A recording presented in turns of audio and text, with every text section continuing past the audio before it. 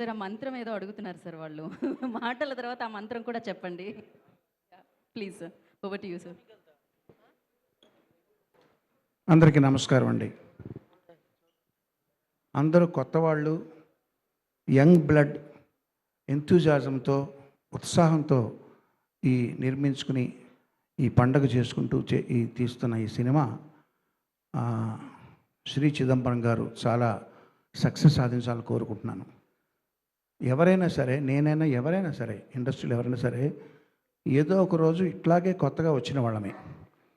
పుడుతూనే first సినిమాతోనే ఎవరు సెలబ్రిటీలు కారు. సో నేను కూడా మీలో ఒకరిగా భావిస్తూ, నేను ఇండస్ట్రీకి వచ్చింది పాటలు పాడదామని, ప్లేబ్యాక్ సింగర్గా సెటిల్ అవుదామని. కానీ వచ్చిన కొద్ది రోజుల్లోనే అది ఎంత కష్టమైన విషయం తెలిసింది కాబట్టి నా రూట్ మార్చుకుని సంగీత దర్శకుడిగా నేను ఒక ఉపాధి వెతుక్కున్నాను.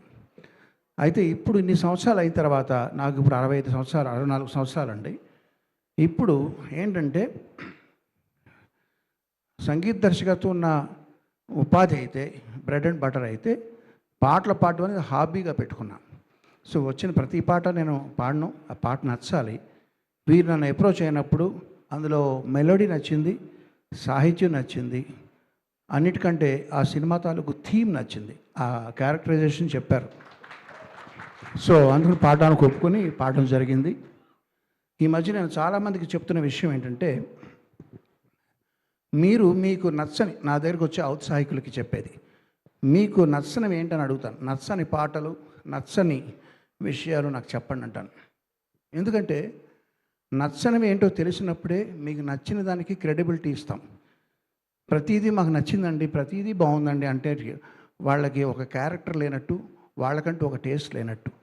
సో నచ్చనివి మనకి చెప్పేది ధైర్యంగా ఎవరంటే బిజినెస్ అసోసియేట్స్ కాదు, బయట వ్యక్తులు కాదు, ఇంట్లో ఫ్యామిలీ మెంబర్సే మనకి ముఖం మీద చెప్తారు, ఇది బాగోలేదు, ఇది బాగుంది అని చెప్పి. ఈ పాట రిలీజ్ అయిన 5 days 10 days అయిందా రిలీజ్ అయ్యి? 10 days. రిలీజ్ అయిన మర్నాటి నుంచి రోజు మా చెల్లెలు పొద్దున్నే ఇది పెట్టుకుని సుప్రభాత నాకు అరగదీస్తుంటే నేను చెప్పాను, నీకు ఒకటి నచ్చినప్పుడు అది క్రియేట్ చేసిన వాళ్ళకి ఎక్స్ప్రెస్ చేయడం అనేది అది ధర్మం అని చెప్పి.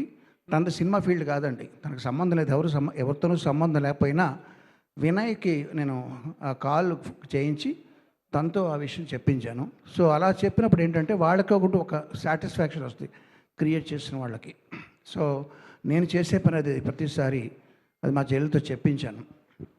ఇక ఏముందండి, నేను ఈ సినిమాలో చిన్న పాట పాడాను.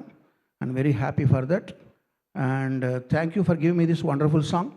Ravi and Chandu, all the best to you. Vinay, all the best, all the team, all the best. ఇప్పుడు మంత్రం అడిగారు కదా, నవ్వేస్తూ బతికేసేయి, అదే సార్.